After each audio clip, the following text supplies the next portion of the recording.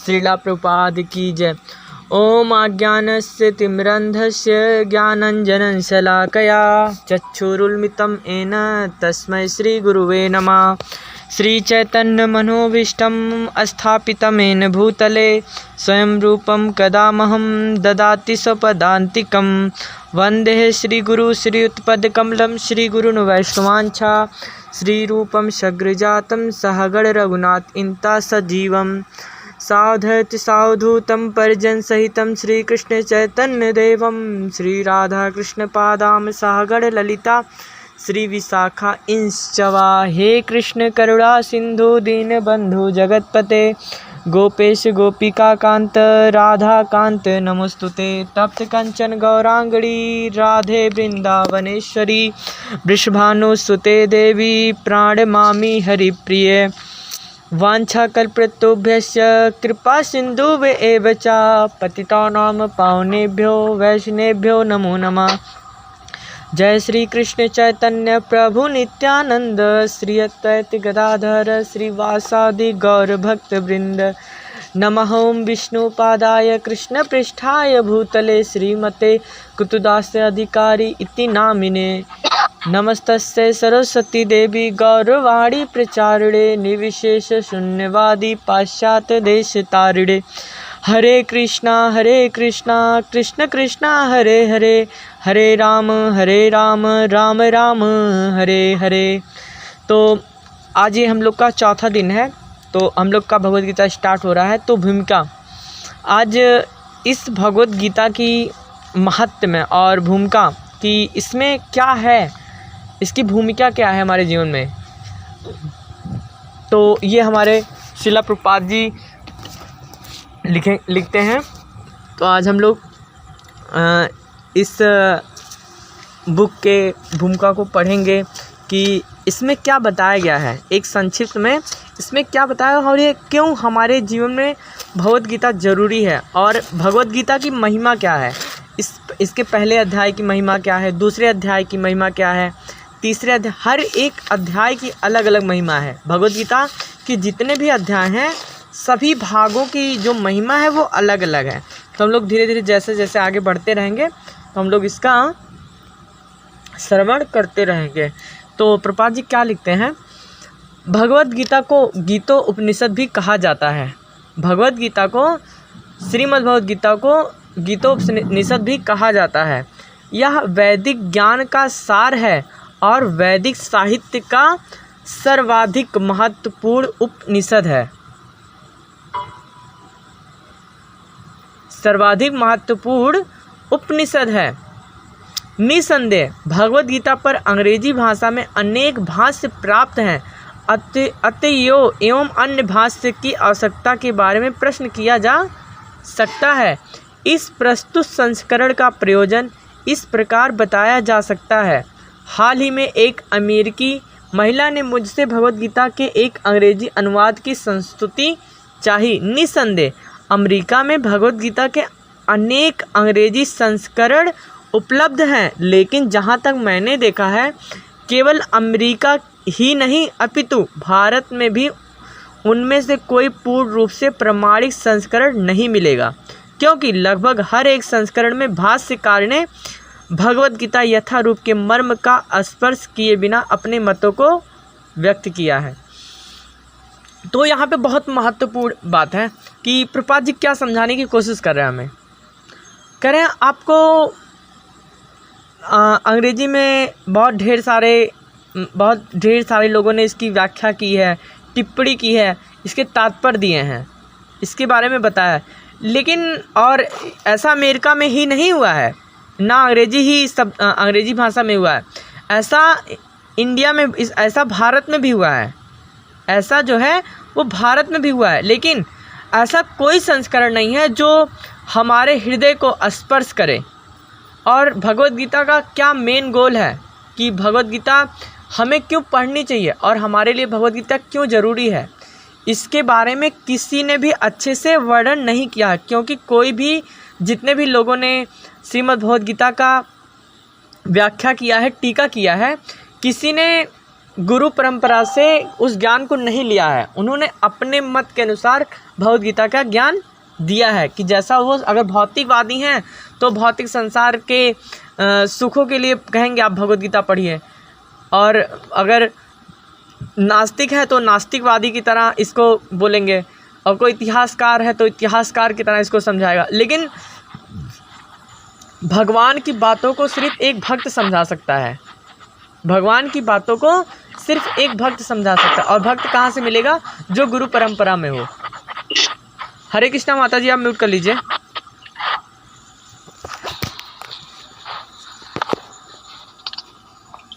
तो ही प्रभुपाद जी कह रहे हैं कि अगर भक्त ही नहीं होगा, अगर वो गुरु परंपरा से नहीं है, जो जैसे होता ना 1 1 2 हमें पता है, लेकिन अगर किसी टीचर ने हमें पढ़ाया और उसके फिर हमारे गुरु ने उनको पढ़ाया होगा कि 1 1 2 होता है, तभी तो हमें बता रहे हैं। लेकिन अगर वो ऊपर से पढ़ के ना आया हो वो टीचर, और यहाँ हमको आए वो बताए कि 1 1 11 होता है, तो हम क्या उस बात को सही मानेंगे? क्योंकि वो प्रमाणिक ही नहीं है। ऐसे ही हमारी भगवद गीता है, इसके अनेक संस्करण हैं, अनेक टीकाएँ हैं, लेकिन जो भक्त के द्वारा लिखी गई भगवद गीता है, जो हमारे श्रील प्रभुपाद जी द्वारा लिखी गई भगवद गीता है, वो स्टेप बाय स्टेप बस क्या किया है, आचार्यों ने हमारे जितनी बार इसका अनुवाद हुआ है वो उन्होंने और सरल कर दिया, ताकि इस कलयुग के भौतिक जीव हैं जो वो समझ सकें इस भगवद गीता का मेन गोल क्या है, इसका रहस्य क्या है, वो समझ सकें। अब हम थोड़ा सा जानेंगे भगवद गीता के मर्म के बारे में। भगवद गीता का मर्म भगवद गीता में ही व्यक्त है। श्रीमद् भगवद गीता का मर्म भगवद गीता में ही व्यक्त है। यह इस प्रकार है, यदि हमें किसी औषधि विशेष का सेवन करना है तो उस पर लिखे निर्देशों का पालन करना होता है। ये देखिए बहुत पॉइंट वाली बात है। कह रहे हैं प्रभुपाद जी, कह रहे हैं कि जैसे कोई दवा लेनी हमें, तो कोई दवा हमें कब काम करेगी? जब उसके नियम और कायदे से हम उसको औषधि का सेवन करेंगे, उस दवा का हम लोग सेवन करेंगे, तब जाके वो दवा हमारे शरीर में उस रोग को, जिस रोग को मिटाने के लिए वो दवा खा रहे हैं, तब जाके वो दवा काम करेगी। लेकिन अगर हम अपने मन से उस दवा, जैसे डॉक्टर ने बोला आप गर्म पानी से खाइए, तो हम गर्म पानी से ना खा के उसको ठंडे पानी से खा लेंगे, तो क्या हमारी खांसी जो आ रही है वो ठीक हो जाएगी? कभी नहीं ठीक होगी। तो same to same Bhagavad Gita के साथ में है। तो अगर एक भक्त की तरह हम भगवद गीता को समर्पण होकर अगर भक्त की तरह भगवद गीता को पढ़ेंगे तो ये ज़रूर समझ में आएगी, और इसके फ़ायदे क्या हैं और इसमें भगवान ने हमें क्या बताया वो ज़रूर समझ में आएगा। लेकिन अगर एक हम इतिहासकार बनकर या फिर टीकाकार बनकर अगर इसको पढ़ेंगे, एक इतिहास की तरह पढ़ेंगे, तो हम कभी नहीं समझ पाएंगे। तो आगे कहते हैं प्रभुपाद जी, हम मनमाने ढंग से या मित्र की सलाह से औषधि नहीं ले सकते। यहाँ पे देखिए, इसलिए हम मनमाने ढंग से किसी भी भगवद गीता को नहीं पढ़ सकते, और ना ही अपने मित्र के कहने से किसी की भी भगवद गीता को पढ़ सकते हैं। जैसे कि हम अपने मित्र के कहने पे दवा नहीं ले सकते, हम डॉक्टर के ही कहने पे दवा लेते हैं। इसका सेवन लिखे हुए निर्देशों के अनुसार या चिकित्सा के निर्देशानुसार करना होता है। इसी प्रकार भगवद गीता को इसके वक्ता द्वारा दिए गए निर्देशानुसार ही ग्रहण या स्वीकार करना चाहिए। तो भगवान कृष्ण ने कैसे कहा भगवद गीता, किसको ज्ञान दिया? अर्जुन जी को, बहुत बड़े भक्त भगवान के, और उन्हें समझ भी आ गई। उन्होंने दुर्योधन को ज्ञान क्यों नहीं दिया भगवद गीता? क्योंकि वो भगवान का भक्त नहीं था। इसलिए अगर भगवद गीता का ज्ञान हमें अपने जीवन में उतारना है तो हमें भगवान का भक्त बनना पड़ेगा। भगवद गीता के वक्ता कौन है? भगवान श्री कृष्ण हैं। भगवद गीता के प्रत्येक पृष्ठ पर उनका उल्लेख भगवान के रूप में हुआ है। निसंदेह भगवान शब्द कभी कभी किसी भी अत्यंत शक्तिशाली व्यक्ति या किसी शक्तिशाली देवता के लिए प्रयुक्त होता है। तो यहाँ पे प्रभुपाद जी कह रहे हैं कि इस भगवद गीता के वक्ता कौन है? भगवान श्री कृष्ण। और भगवद गीता के जो प्रत्येक पृष्ठ पे, हर एक पेज पे उनको क्या भगवान कह के संबोधित किया जाता है? भगवान श्री कृष्ण को भगवान कह के संबोधित किया जाता है। और लेकिन भगवान शब्द कभी कभी ऐसा होता है कि किसी भी अत्यंत बलशाली या फिर अच्छे व्यक्ति के सामने जैसे सर लगा देते हैं, जैसे कोई ऊंचे पोस्ट पे है, हम उससे कितने भी छोटे हों लेकिन उसको सर बोल देते हैं, सर आप ये लीजिए, सर आप ये लीजिए, सर ये मेरा काम कर दीजिए। तो सेम टू सेम वही प्रोसेस है कि भगवान किसी के सामने भी प्रकट हो सकता है, लेकिन जो प्रधानमंत्री है वो प्रधानमंत्री ही रहेगा। आप सर चाहे जिसके आगे लगा दीजिए, लेकिन जो प्रधानमंत्री है वो प्रधानमंत्री ही रहेगा। तो एक परम ईश्वर जो है वो भगवान श्री कृष्ण ही है, परम परमात्मा भगवान श्री कृष्ण ही हैं। गोलोक धाम के निवासी और हम लोग के पालनहार, हम लोग के पालनकर्ता जो है वो भगवान श्री कृष्ण ही हैं। तो भगवान तो एक ही हैं, बस उन्हीं की जो शाखाएँ हैं वो हैं। बाकी जैसे प्रधानमंत्री, फिर प्रधानमंत्री का सचिव, रक्षा मंत्री, विदेश मंत्री, ढेर सारे मंत्री, तो भगवान के सब मंत्री हैं और सबको हमें सर कह के संबोधित करना पड़ता है। ठीक वैसे ही भगवान के रूप में भी है कि भगवान श्री कृष्ण के साथ में हमें और भी जो उनके देवी देवता उनके आगे भी भगवान हमें लगाना पड़ता है, क्लियर प्रयुक्त होता है। यहाँ पर भगवान शब्द निश्चित रूप से भगवान श्री कृष्ण को एक महान व्यक्तित्व वाला बताता है, किंतु साथ ही हमें यह जानना होगा कि भगवान श्री कृष्ण पूर्ण पुरुषोत्तम भगवान है।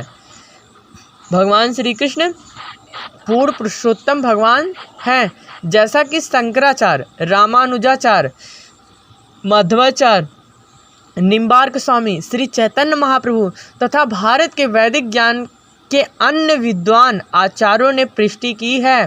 तो देखिए यहाँ पे शंकराचार्य गुरु परंपरा से, रामानुजाचार्य गुरु परंपरा से, माधवाचार्य गुरु परंपरा से, निम्बार्क स्वामी गुरु परंपरा से, श्री चैतन्य महाप्रभु हमारे गुरु के गुरु, वैदिक यहाँ के श्री कृष्ण चैतन्य महाप्रभु, हम चैतन्य महाप्रभु का क्या नाम था पूरा, श्री कृष्ण चैतन्य महाप्रभु। इनका शास्त्रों में पहले से वर्णन है कि भगवान इस रूप में, स्वर्ण रूप में भगवान का जन्म होगा।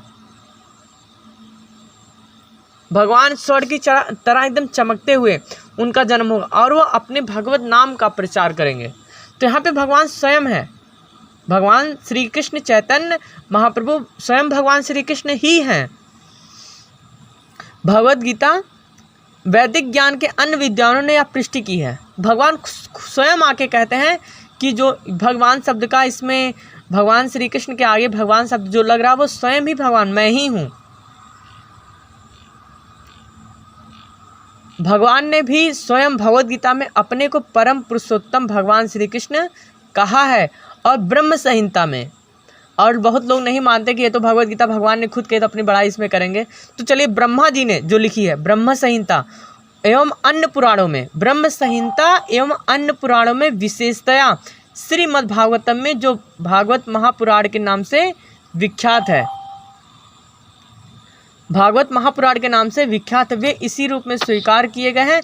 कृष्ण अस्तु भगवानम स्वयं, कृष्ण अस्तु भगवान स्वयं। अतएव भगवद गीता में हमें भगवान ने जैसे बताई वैसे ही स्वीकार करनी चाहिए।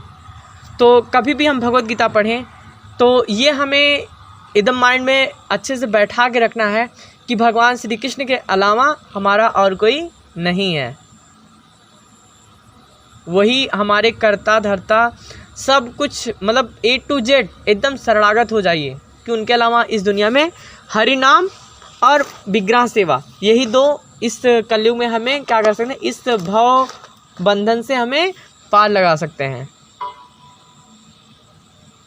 तो हमें ये पूरा माइंड सेट करना होगा कि हम, क्योंकि इतने पुराण, इतने महान लोग, शंकराचार्य खुद, ऐसा कहा जाता है कि खुद शिव जी के अवतार थे शंकराचार्य जी, रामानुजाचार्य, माधवाचार्य, ये सब बहुत बड़े बड़े आचार्य थे। जब इन लोगों ने जो कि गुरु परंपरा से हैं, जब इन लोगों ने प्रमाण के साथ ये कह दिया कि कृष्ण स्वयं अस्तु भगवानम, कृष्ण स्वयं ही भगवान है, इस भगवद गीता को जो बोल रहे हैं वही भगवान है, तो हम यहाँ वहाँ क्यों भटके। ऐसा होता है ना कि अभी तो जैसे शॉपिंग मॉल हो गया है, जब हमें कुछ लेना होता है तो हम शॉपिंग मॉल जाते हैं। तो अगर एक ही दुकान पे सब कुछ मिल जाए तो हर एक दुकान पे हमें क्यों जाना। ये भौतिक तरीके से समझा रहा हूँ, सॉरी। तो ये समझने के लिए सिर्फ कि अगर एक ही जगह हमें सब कुछ मिल रहा है, परम आनंद जो हमें चाहिए, परम शांति जो चाहिए, इस भाव माया बंधन से जो छुटकारा चाहिए, भगवान श्री कृष्ण हमें सब कुछ दे रहे हैं। भगवान कह रहे हैं, भी हम लोग देखते हैं कि 18वें अध्याय के 65वें और 66वें श्लोक में भगवान क्या कहते हैं। जब 18वां अध्याय हम लोग पढ़ते हैं, 65 और 66 नंबर श्लोक आता है, उसमें भगवान स्वयं कहते हैं, मन मना भव मद भक्तो मद जीमा नमस्कुरु मामे वैश्यसि सत्यते प्रतिजने प्रियसी सदैव मेरा चिंतन करो। भगवान स्वयं कहते हैं कि सदैव मेरा चिंतन करो, मेरे भक्त बनो, मेरी पूजा करो और मुझे नमस्कार करो। इस तरह तुम निश्चित रूप से मेरे पास आओगे। मैं तुम्हें वचन देता हूँ, क्योंकि तुम मेरे परम प्रिय मित्र हो। तो जब भगवान ये बात स्वयं कह रहे हैं कि सदैव मेरा चिंतन करो, सर्वधर्मम परित्यज्यम मामेकम शरणं व्रजे अहम त्वाम सर्व पाप्योभ्यो मोक्ष्यासि मा श्रुत्वा।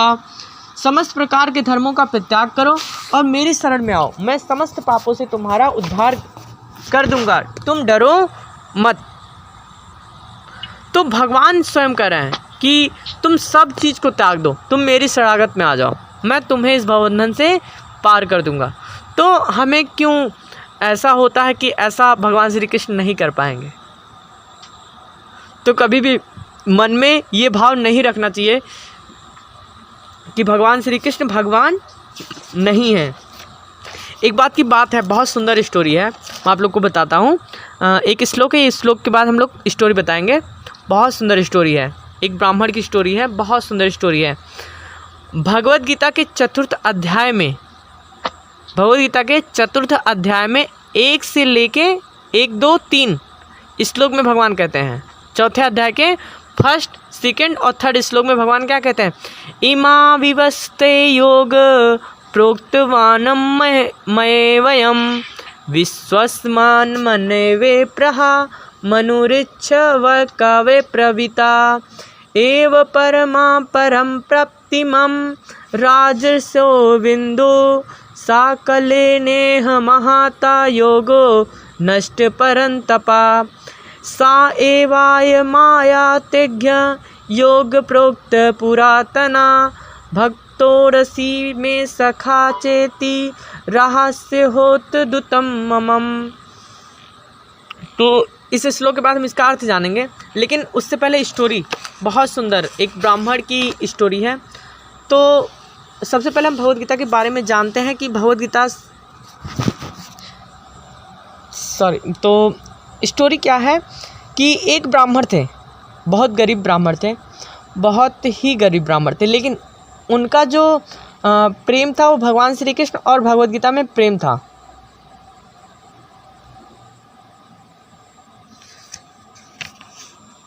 भगवान श्री कृष्ण से बहुत प्रेम करते थे, वो बहुत प्रेम करते थे, बहुत प्रेम करते थे। तो वो डेली भगवद गीता पढ़ते थे, डेली भगवद गीता पढ़ते थे, डेली वो भगवद गीता पढ़ते थे। तो उसमें आता है 9वें अध्याय का 22 श्लोक। 9वें अध्याय का 22 श्लोक पढ़ते पढ़ते वो रुक जाते हैं।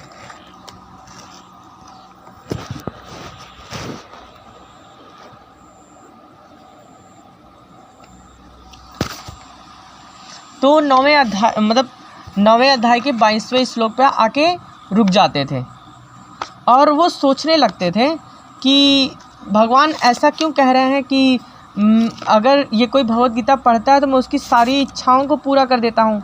तो उनको क्या हो जाता है, शंका हो जाती है कि अरे ऐसा कैसे हो सकता है कि भगवान स्वयं आके मेरी इच्छाओं को पूरा करेंगे। वो अपने सेवक को तो भी भेज सकते हैं या फिर अपने किसी पार्षद को भेज सकते हैं, वो स्वयं क्यों आएंगे मेरे पास, स्वयं क्यों आएंगे।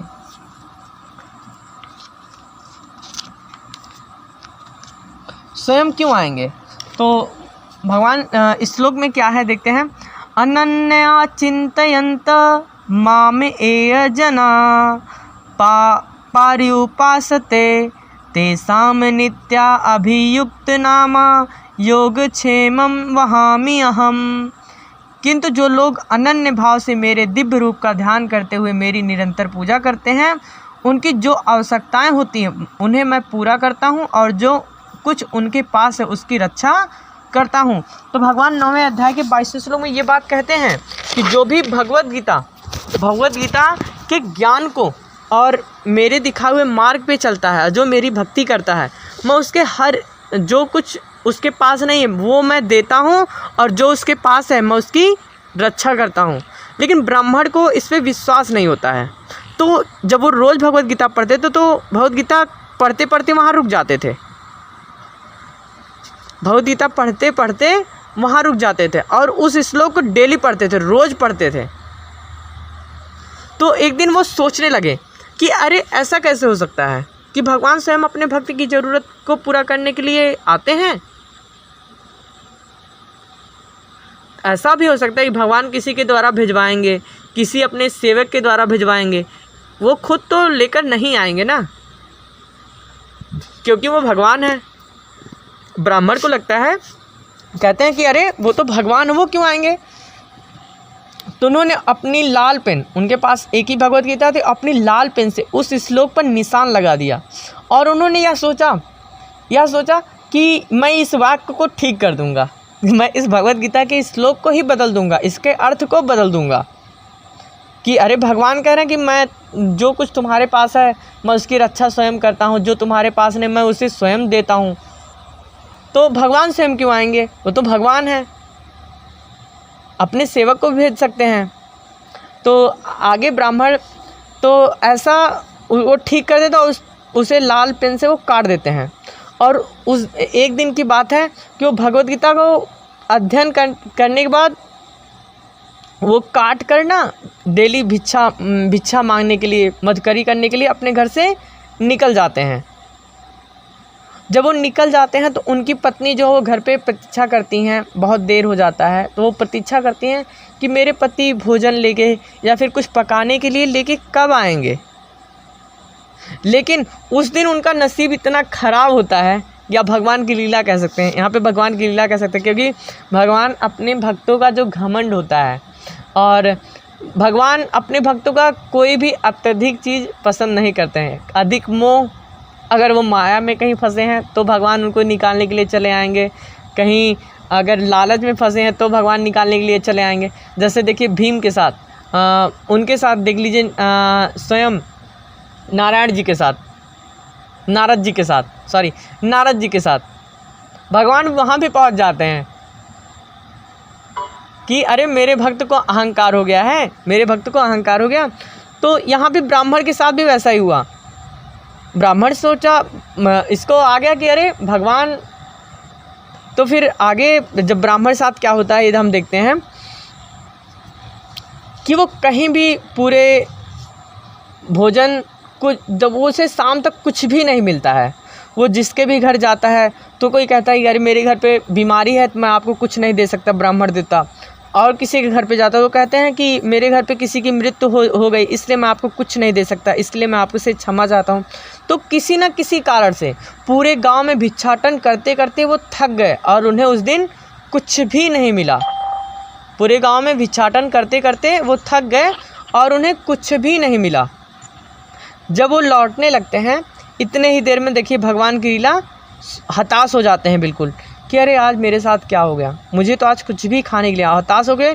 वे जब आप पूरे गांव में घूम रहे थे तब देखिए उनके घर पे क्या हुआ। जब उनकी पत्नी प्रतीक्षा कर रही थी तो देखिए क्या हुआ, भगवान स्वयं श्री कृष्ण स्वयं आते हैं। एक किसका रूप रख के, एक बालक का बहुत सुंदर रूप लेके आते हैं। बहुत मनोहर रूप था, बहुत ही आकर्षक रूप था, और वो उनके घर पे स्वयं आते हैं और अनाज से पूरा अनाज भोजन मतलब हर एक चीज़ से सुख संबंध से लदा अपनी पीठ पे लादे हुए, सारा वजन लादे हुए उनके घर पे लाके रख देते हैं। और उनकी पत्नी से कहते हैं कि, तो उनकी पत्नी जब वो आते हैं तो उनकी पत्नी तुरंत पूछती है, अरे तुम कौन हो शिष्य, तुम कौन हो पुत्र, या फिर कुछ भी कह के संबोधित करती हैं कि अरे तुम कौन हो। तो भगवान श्री कृष्ण जो बालक रूप में है वो कहते हैं, बालक जो है वो कहते हैं कि अरे मैं तुम्हारे पति का शिष्य हूँ और उन्होंने ही बोला है ये सब आपके घर पे लाने के लिए। तो उनकी पत्नी का अरे मेरे पति का तो कोई भी शिष्य नहीं है।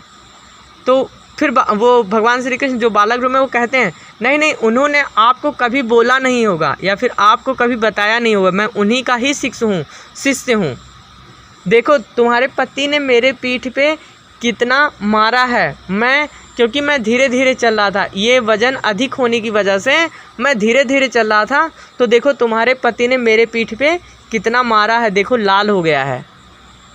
तो उनकी पत्नी को, ब्राह्मण की पत्नी को बहुत दुख होता है कि अरे मेरे पति तो इतने निर्दयी नहीं हैं, भगवान के भक्त हैं, ऐसा तो नहीं करेंगे। तो उनको विश्वास नहीं होता है, तो कहती हैं ठीक है चलिए, जब आप आ गए, आप बहुत भूखे हैं, तो वो ले जाते हैं, उनको एक कमरे में बंद कर देती हैं और उनके लिए भोजन बनाती हैं। तो इतने में ही ब्राह्मण भी आ जाते हैं, चलो तुम आओ यहाँ बैठो, मैं तुमको भी भोजन पका के खिलाती हूँ। इतने में उनके जो ब्राह्मण देवता हैं वो भी आ जाते हैं। और ब्राह्मण भी जब आ जाते हैं तो वो पूछते हैं अरे ये सब सामान कहाँ से आया, ये सब सामान कहाँ से आया। तो पत्नी ने बोला कि तुम्हारे ही शिष्य तो लेकर आया है, तुम्हारा ही शिष्य तो लेकर आया। तो ब्राह्मण कहते हैं अपनी पत्नी से अरे नहीं, मेरा तो कोई शिष्य नहीं है, अरे मेरा तो कोई शिष्य है ही नहीं। तो बोली कि अरे उसको तुमने नहीं भेजा था, फिर किसने भेजा था। और वो पत्नी कहती है अरे तुम कह रहे हो तुम्हारा कोई शिष्य, और तुमने उनकी पीठ पे इतना मारा, उस बालक की पीठ पे इतना मारा है कि पूरा लाल हो गया है। ब्राह्मण को और आश्चर्य होता है, तो कहते हैं अरे किसकी पीठ, किसको मैंने मारा है, चलो मुझे दिखाओ, चलो वो कहाँ है मुझे दिखाओ। तो वो फिर जिस कमरे में उनकी ब्राह्मण की पत्नी ने बंद करके रखा था फिर वहाँ लेकर जाती हैं। तो जब ब्राह्मण देवता उस दरवाजे को खोलते हैं तो देखते हैं वहाँ कोई था ही नहीं। तब ब्राह्मण देवता समझ जाते हैं कि ये सब भगवान की लीला है, ये सब भगवान की लीला है, और उन्होंने मुझे विश्वास दिलाने के लिए या फिर मुझे समझाने के लिए ये सब लीला की है। और फिर उन्होंने जो उनकी एक ही कॉपी थी भगवद गीता, उनके पास एक ही भगवद गीता की एक ही कॉपी थी। जब उस भगवद गीता को खोल कर देखते हैं तो देखते हैं जहाँ पर उन्होंने लाल पेन से जो निशान लगाया था वहाँ पे लिखा था, भगवान ने स्वयं लिखा कि मैं अपने भक्तों की ज़रूरत को पूरा करने हेतु मैं स्वयं आता हूँ, अगर वो अनन्य भाव से मेरा चिंतन और शरणागत होकर मेरी भक्ति करती है। फिर ब्राह्मण के बारे में, क्योंकि तुमने अनन्य भाव से मेरा चिंतन किया है, क्योंकि तुमने अनन्य भाव से मेरा चिंतन किया है, और तुम भगवान क्योंकि मेरे अनन्य भक्त थे, इसीलिए भगवान ने दिखा दिया कि वो कैसे अपने भक्त का सेवक बनने के लिए भी उसकी भक्ति से उसके भक्ति भाव में इतने वो आतुर हो जाते हैं कि एक भगवान मतलब परम पुरुषोत्तम भगवान श्री कृष्ण एक भक्त का सेवक बनने के लिए भी तैयार हो जाते हैं। इतने दयालु हमारे भगवान। एक भक्त को सिखाने के लिए, जैसे होती है ना माता जब किसी को भोजन खिलाती हैं तो उस बालक के साथ वो भी बालक हो जाती हैं, अलिल मिला पुत्र भोजन कर ले। तो हमारे भगवान श्री कृष्ण वैसे ही दयालु हैं। उस ब्राह्मण को समझाने के लिए कि मैंने जो कहा है, जो मैंने लिखा है, वो हर एक शब्द, हर एक अक्षर जो मैंने लिखा वो सत्य है, उसको इस बात समझाने के लिए भगवान उसका सेवक बन के आते हैं। भगवान जो है उसका सेवक बन के आते हैं। तो ब्राह्मण ये सब देख के एकदम आश्चर्यचकित हो जाता। और जब उसने किताब को खोला तो उसने जिस श्लोक पे लाल पेन से स्याही से काटा था वो स्याही वहाँ से गायब थी, और वो श्लोक पूर्ण रूप से स्वच्छ था, एकदम साफ दिख रहा था कि वहाँ पे जैसे कुछ हुआ ही ना हो। तब उस ब्राह्मण को जाके भगवान की लीला समझ में आती है, और वहाँ पे भगवान स्वयं ये दर्शाने के लिए कहते हैं कि मेरे इस भगवद गीता के हर एक शब्द पर तुम रंच मात्र भी शंका मत करो, तुम रंच मात्र भी शंका मत करो। तब बताइए, भगवान जब स्वयं कह रहे हैं, तो हम भगवद गीता के अगर वो कह रहे हैं कि तुम सब धर्मों को परित्याग कर दो और मेरी शरण में आ जाओ, तो हम यहाँ वहाँ क्यों भटकें? हमें रियलाइज़ होना चाहिए ना कि हम जल्द से जल्द अपने भगवान श्री कृष्ण के शरणागत में हो जाएं। हम लोग क्यों भटक रहे हैं? क्या हमें ऐसा करना चाहिए? कभी नहीं। इसीलिए हमें कोशिश करना चाहिए कि किसी न किसी तरह हम हरि नाम का जाप कर सकें और कोशिश करें कि हम विग्रह सेवा, श्रीमद् भगवद गीता का पाठ, क्योंकि इसके हर एक श्लोक का अलग अलग महत्व है, हर एक अध्याय का अलग अलग महत्व है, हर एक अध्याय का अलग अलग महत्व है, हर एक श्लोक का अलग अलग महत्व है। इसलिए हमें कोशिश करना चाहिए कि भगवद गीता के हर एक वाक्य भगवान से निकली हुई वाणी, ऐसा विश्वास करना चाहिए कि हर एक शब्द भगवान से निकली हुई मुख द्वारा निकली हुई वाणी है। हमें रंच मात्र भी शंका नहीं करना है। तो प्रभुपाद जी क्या लिखते हैं आगे? यहाँ पर भगवान अर्जुन को सूचित करते हैं कि भगवद गीता की योग पद्धति सर्वप्रथम सूर्यदेव को बताई गई है। तो सबसे पहले भगवद गीता किसको सुनाई गई? सूर्यदेव जी को। सूर्यदेव ने इसे मनु को बताया और सूर्यदेव ने मनु जी को बताया और मनु ने इक्ष्वाकु को बताया। इस प्रकार गुरु परंपरा द्वारा यह योग पद्धति एक वक्ता ने दूसरे वक्ता तक पहुँचती रही, लेकिन कालांतर में यह छिन्न भिन्न हो गई। फलस्वरूप भगवान को इसे फिर से बताना पड़ रहा है, इस बार अर्जुन को कुरुक्षेत्र के युद्ध स्थल में। तो यहाँ पे बहुत पॉइंटेबल बात है कि भगवान ने सबसे पहले किसको भगवद गीता सुनाई? सूर्यदेव ने। फिर सूर्यदेव ने किसको सुनाई? मनु को। मनु ने किसको सुनाई? इक्ष्वाकु को। लेकिन देखिए उस समय की बात है कि step by step Bhagavad Gita आगे बढ़ती गई और सेम यथारूप में जैसे वो थी, भगवान ने जिसको जैसे दी थी वो सेम अपने जूनियर को ट्रांसफ़र कर रहा था।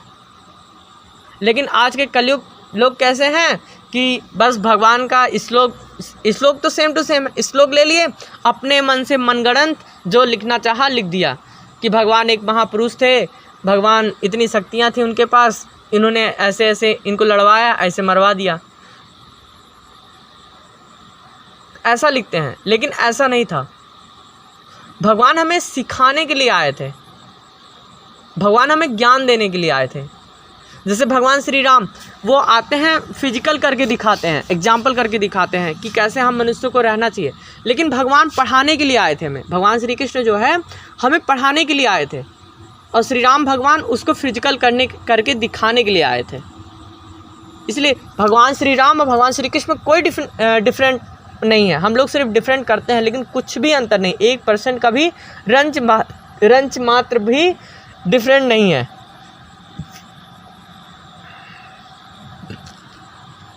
तो इक्ष्वाकु, लेकिन उस स्थिति में भी भगवद गीता जो होती थी कि कुछ लोग स्टेप बाय स्टेप जब आते आते तो वो कहीं खो गई थी, गुम हो गई। तो भगवान ने फिर अपने इस धराधाम के जीवों के लिए फिर सोचा कि मैं एक बार और भगवद गीता सुनाऊं। तो उसके लिए एक अच्छा शिष्य भी चाहिए था, भक्त भी चाहिए था। तो वो भक्त कौन थे? अर्जुन जी थे। और स्थान पहले देखिए, कुरुक्षेत्र को धर्म क्षेत्र भी कहा जाता है, क्योंकि अब कोई छोटा प्रोग्राम होगा तो चाहे जहाँ करवा दीजिए आप, लेकिन जब हम लोग श्रीमद् भागवतम या फिर श्रीमद् भगवद गीता का पाठ कराते हैं तो बड़ा सा मंच तैयार होता है। जैसे अभी प्रधानमंत्री आएंगे तो बहुत बड़ा मंच तैयार करना पड़ेगा ना। तो जब भगवान श्री कृष्ण आ रहे हैं तो मंच चाहिए ना, बड़ा सा मैदान चाहिए। तो मैदान कौन सा था? धर्म क्षेत्र, कुरुक्षेत्र। जो मैदान था वो धर्म का क्षेत्र था और कुरुक्षेत्र था। वो धर्म क्षेत्र इतना पुनीत था, कुरुक्षेत्र इतना पुनीत था कि वहाँ पे बहुत बड़े बड़े जो महान संत थे वो तपस्या करने के लिए वहाँ आते थे। इसीलिए भगवान ने उस क्षेत्र को ही, उस धर्म क्षेत्र को ही चुना जहाँ पे भगवद गीता का ज्ञान दिया जा सके। और उसके लिए किसको चुना? अर्जुन, जो भगवान का शरणागत भक्त था। तो आप लोग दोबारा ज्वाइन कीजिए, क्लास डिस्कनेक्ट होने वाली है। हरे कृष्णा, धन्यवाद, प्रणाम।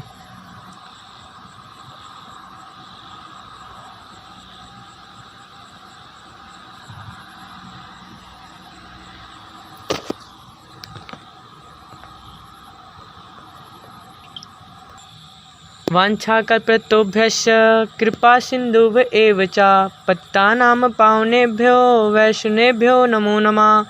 जय श्री कृष्ण चैतन्य प्रभु नित्यानंद श्री अद्वैत गदाधर श्रीवासादि गौर भक्त वृंद। हरे कृष्णा कृष्ण कृष्णा हरे हरे, हरे राम राम राम हरे हरे। श्री राधा रानी की जय, श्री कृष्ण भगवान की जय, श्रीला गुरु महाराज की जय, श्रीला प्रभुपाद की जय, ग्रंथराज श्रीमद् भगवद गीता की जय। हरे कृष्णा, दंड प्रणाम आप सभी लोग को, बहुत बहुत थैंक यू आप लोग को। हरे कृष्णा, दंड प्रणाम।